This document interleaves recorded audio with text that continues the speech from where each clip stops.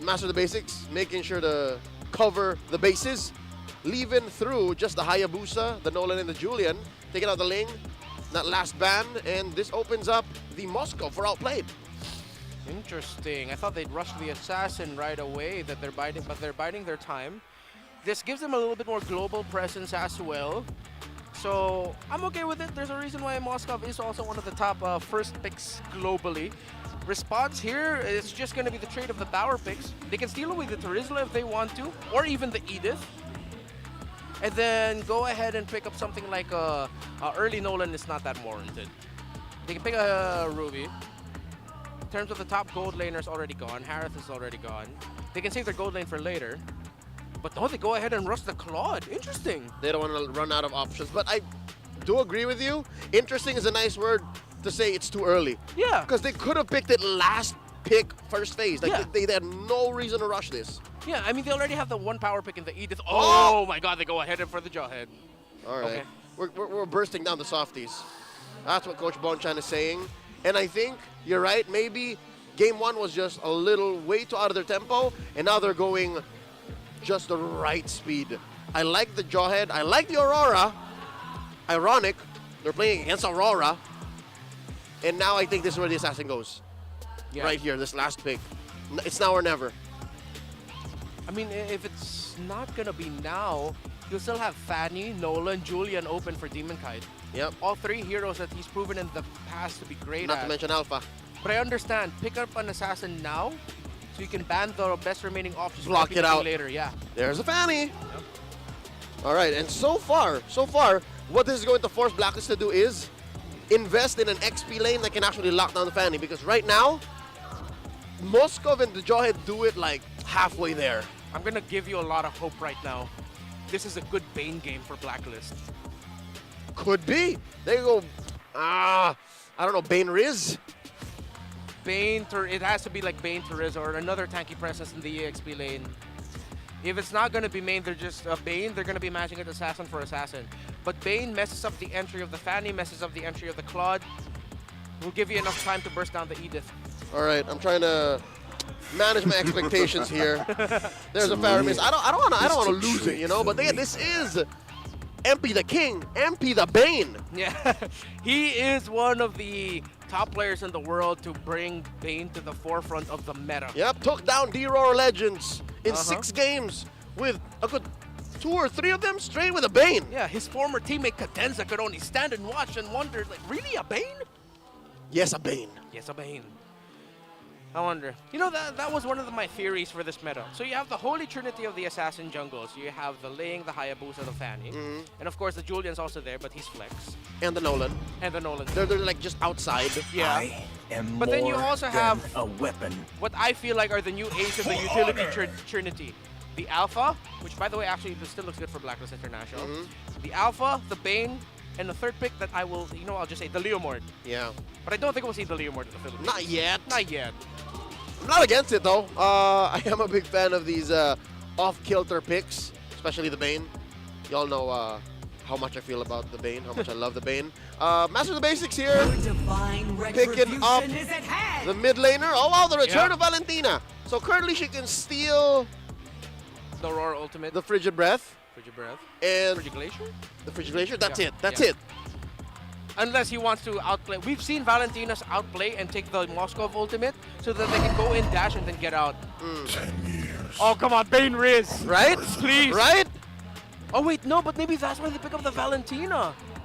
Because they knew that they thought about the Bane coming Bane up. Riz, yeah, because it's okay. As the Valentina, you steal the deadly catch, you steal the penalty zone, it's good. Come on, it's right there. MP the King won an MPL championship with the Bane. It is now the Bane, might be the Nolan. Yeah. But come on. I am It's the not power of Nolan. light. That's Nolan. All right. Maybe they did float the idea, but that the Valentina pick kind of blocked it. And it was a little too specific. Yeah. And the metagame demands you play an assassin now or suffer the consequences.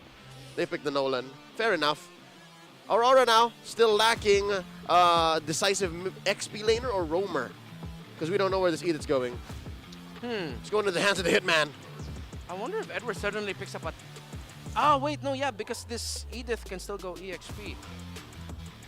I wonder if they could turn it around and pick up something like a Thomas.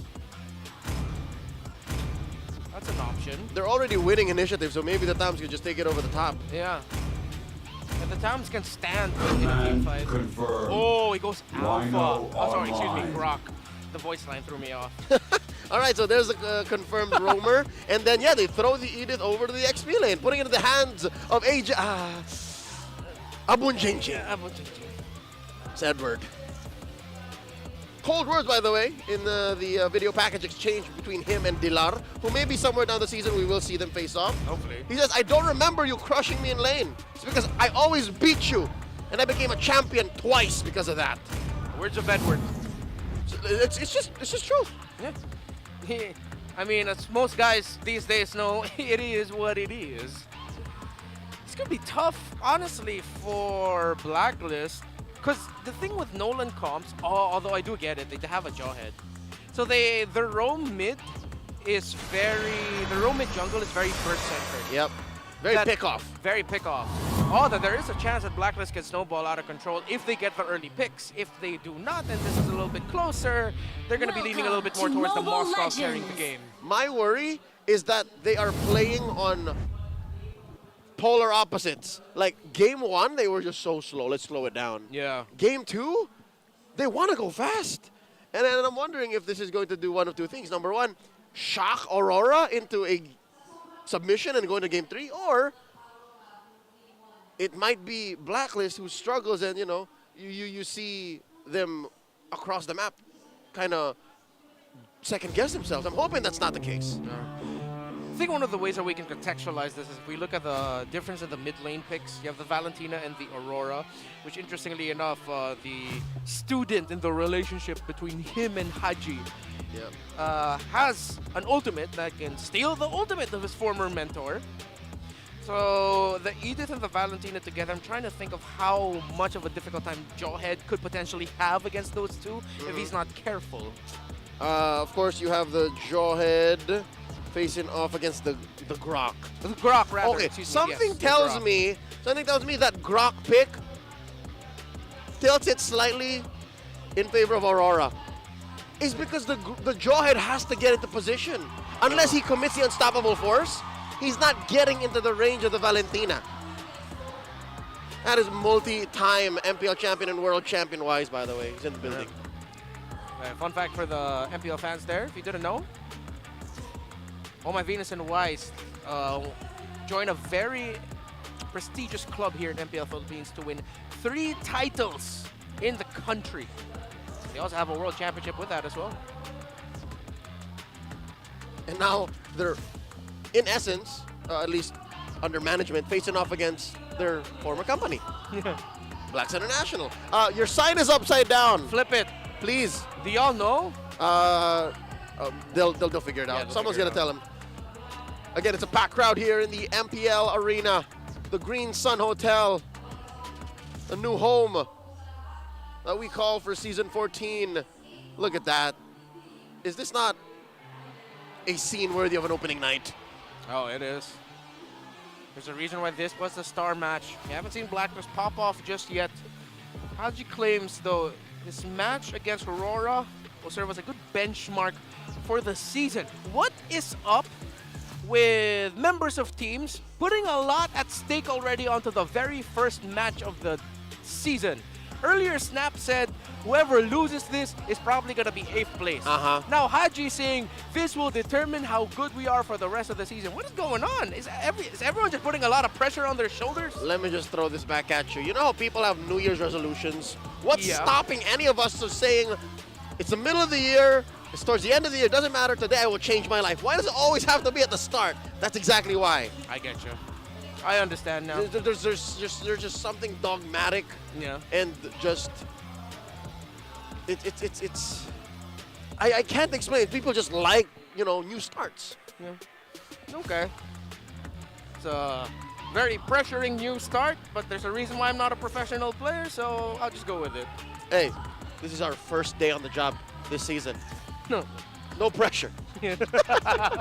About a minute and 45 seconds until we get back into the game, which, by the way, we are still theorizing how that mid lane is going to look like. What does gold lane look like? Matchup Moscow of the- versus Claude. Oh, all right. Eh. You know what? I'm glad that Doming has a hero that's slightly more mobile than the Moscow. Yeah. He needs that. Now here we go. We start off. Demon Kite popped up, got out of his comfort zone. The longtime RSG man. There's a lot of muscle memory still flashing Yep. the RSG sticker. But it's gonna take a lot of muscle memory to bring back his fanny. It's a new phone, it's a new season, it's a new building. Oh wait, why is it still the sticker? The same one. Throwing back to the Raiders. You guys know him, you guys love him. Season 8 Rookie of the Season, Demon Kite. Now playing for the Northern Lights. Blacks International though, check it out. They're making sure that he confirms his purple. And just as the Hitman does, Rene J checking in. So Prince's build is tank. Decided to go for pull yourself together, got agility as well, and is rocking the tank emblem.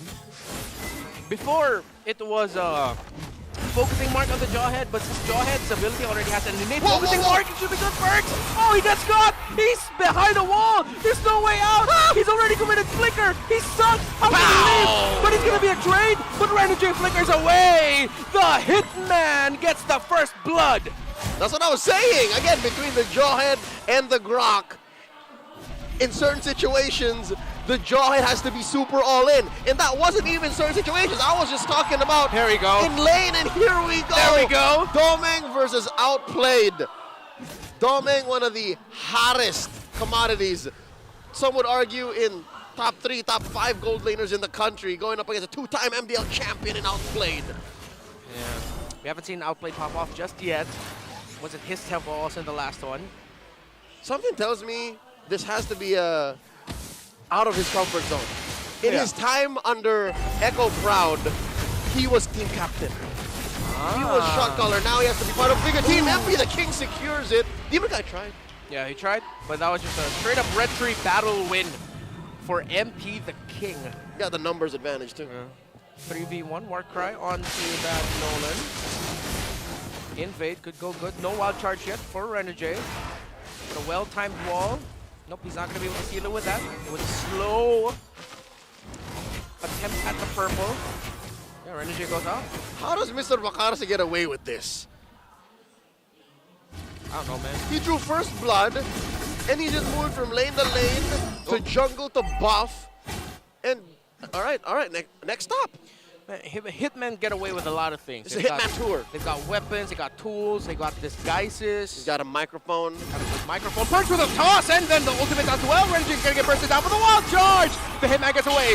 Hachi gets punished by Aurora. Demon Kite still healthy. They took damage, but they didn't take casualties. Another one for Aurora. A kill apiece for Demon Kite and Renegade. Did the passive pop? The passive? It did, yeah? Yeah. It's just that he stayed there and then there was enough burst still. This early on, 3 minutes in. He didn't even need you to commit the flicker to get away. He straight up used a wild charge, just an escape tool. But that was a good call by Perks. That was a good pick-off possibility, but it was just Renegade getting away. Okay. Counting blessings for Blacklist. At least Haji did not panic flicker. Oh, yeah. He knew he was gonna die and just, you know what? We'll just bounce back. Yeah. He also understood that once he got out of his passive, even if he would use flicker right away, he'd bump into a wall. Yep. So might as well not use it. So still a good call by the captain, but Aurora, they are just clapping back at every attempt by Blacklist. Oh. And I believe it was also Doming that got that gold. Couldn't see the sticker effects block my view where the gold went. Looking at how fast the gold lead is going, ticking, something tells me, yeah. Oh, wow! Oh! The Hitman from out of nowhere! Prince front low, but Demon Kai gets bursted by MP! This is the turnaround of Blacklist International as it's a double K for the Khmer King! Edward could be up next. He still has his ultimate, hasn't used it yet, already popped it off. He gets away, he gets burnt down. Will he survive? He goes into armor, he gets away, but Blacklist will get a win as the Spear of Destruction almost hit that Edith. Close call, and now Blacklist clap back. They're in the driver's seat. They're in control. They get 2 kills, and now they're almost 1,000. Gold ahead, Perks! Okay, Perks got blocked by a wall again. That has to be a sign for Perks. He has to be a little bit more careful of when he'll use that ultimate to commit. Because if he's not careful, he could get stuck behind a wall and a grok place. So far, so good. Aurora now reeling for the first time in a while. After finishing strong in game 1, Aurora have to find a way to climb back into a better position. They're down 1,000 gold. Have yet to lose any major objectives. Yeah, they are down 2 turtles. But looking at the map, I'd say something's gotta change in the side lanes. Like, we haven't really seen much action from the side lanes. Yeah, we did discuss that this will be a row mid trio battle. The row mid and jungle, and I didn't expect it to be this blatant that both side lanes just got dead laned. Yep. All the actions in the mid. It's literally just freezing, farming, and so far, MP the King actually enjoys that because he knows where the targets are going to be. He knows who to look for and where they could only really be. Yeah. Again, very interesting. Okay, concealed, committed. Oh, but Yue gets away with a dash. Yep. No flickers committed there. Short. Oh no, flicker, excuse me. Perks used the flicker. Yeah, Perks used it. And that's why he got into range as if he used the unstoppable force, but he didn't. Yeah. 17 seconds before the turtle spawns. What are we looking at here for either of these teams as the main condition for a fight? Ooh! All right, well, Blacklist obviously has to start with either the penalty zone or the unstoppable force. That's it. Yeah. There's no 2 ways about it. Aurora, though, they have multiple entries. Edward can come in. Yue could have gotten a stolen ult. Demon Kite could feint. And then from the other angle, get a flank via, again, Renegade or Yue or Edward. I think there's more angles for Aurora to catch him. Oh, Edward with the flicker and the ultimate. Actually, it wasn't even an ultimate. It was just the crowd control. Bricks goes down. Doma gets a kill. We'll get the Lord. And that's going to be 2 kills for Aurora. But it's a killing spree for MP the King. But Demon Kite, excuse me, gets the turtle. And just like that, Aurora diminish the gold lead away from the House of Black. And it was through, it was through better execution, better situational awareness, and again, an ungodly amount of CC. Even I could have sworn there was extra little something there, but no, it was just the 1-2, the Earth Shatter into the Onward. What a combo entry by Edward. It's everything. The suplex, the German suplex, the fisherman suplex, every kind of suplex that you can dish out. Carry. The fireman's carry, Samoan everything. drop. That's the one that hurts the most. Them Samoans got tough heads. So now Aurora, if they can get another one. Look at Renegade just standing there. He knows that he can't get crowd control. He's been oh no, doing he's this stuck. since Oh no, minute 1. he's stuck. Ultimate, flicker out, conceal out.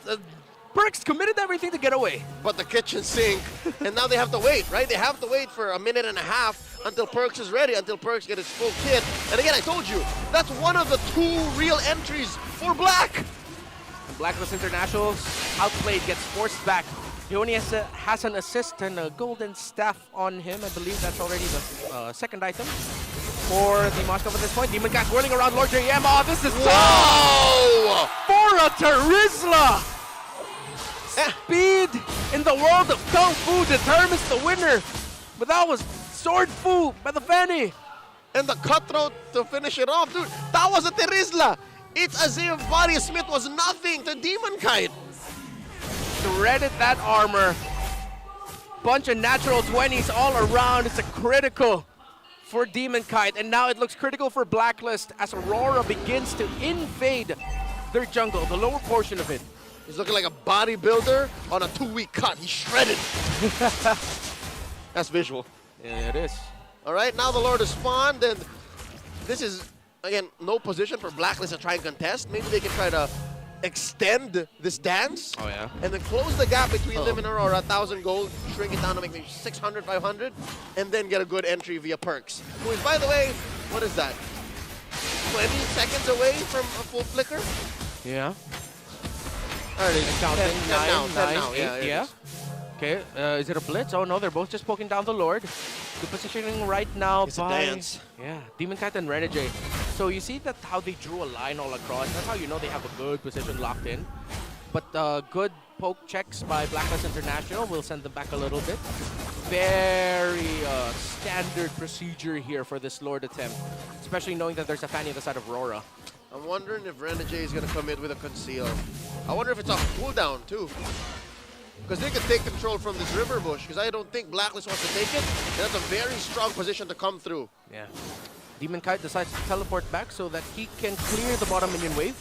It'll make Black think twice, and it'll allow for Aurora to reposition even better in the Lord, because BLACKLIST has to change their positioning towards the mid and the bottom, as you see with the Jawhead in Moscow. Yep, and BLACKLIST know this too well. One of the pioneers of the Lord Dance, one of the keys to a successful Lord Dance is long lane control. Haji face check. Renegade not committing anything just yet. Here we go again. Oh, ouch, ouch, ouch. That's Valentina, bro. Oh no, I'm looking at Doming and Lord JM. Perks. Oh! Commits it! He finds the Claude, forces out the BMI, forces out the UMS, but it's MP the King who gets taken down right away. The burst, it's too much. Demon Kite, but the damage of Haji is the second win of BLACKLIST International as they have the Moskov. Haji's fade away, ultimate back to base as he has to respawn, saves Black. A Pyrrhic victory for Aurora. Yes, they won the fight, but at what cost?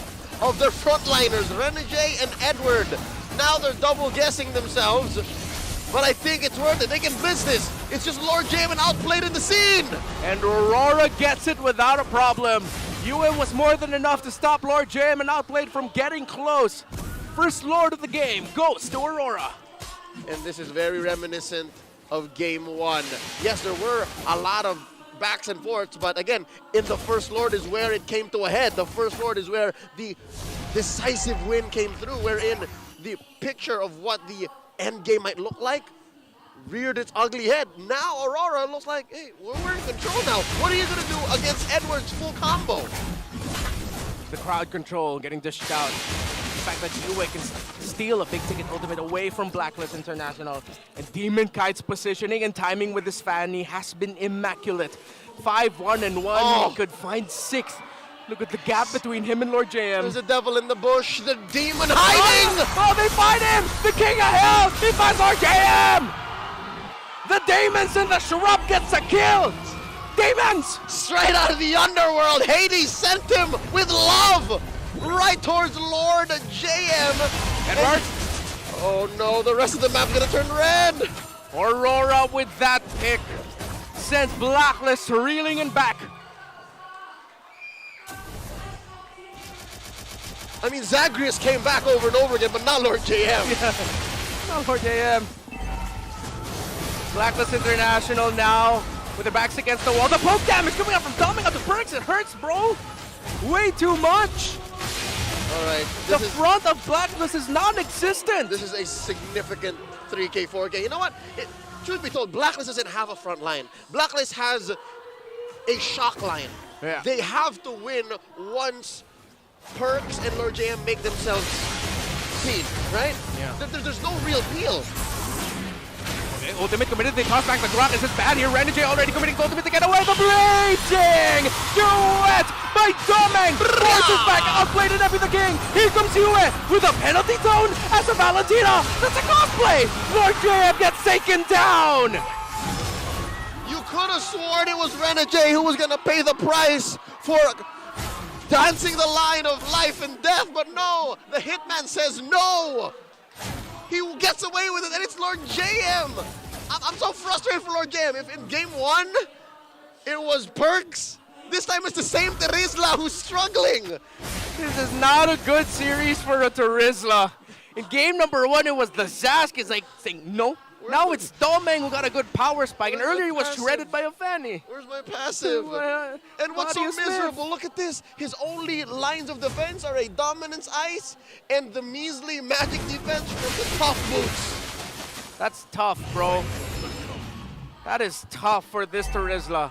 The only frontliner, the frontline holder for BLACKLIST International. They're playing pick-off here with the Jawhead as they're trying to find one. But you see Domeng, he's a big, oh, he comes a second skill, he tosses back the Claw. This could be a really good pick-off, but Domeng falls, Wadi with an ultimate. It sends back Aurora. They find one, Renegade! the ultimate, the flicker, the triple, the maniac. Demon Kite tops it off from a Reddit J play. Pure evil. Out of control. Edward, man-to-man defense against Lord JM. They're inside the base. And in the dawn of this new rivalry, 2.0 can only look at the light, get blinded, and get swept as Aurora takes first blood in this series.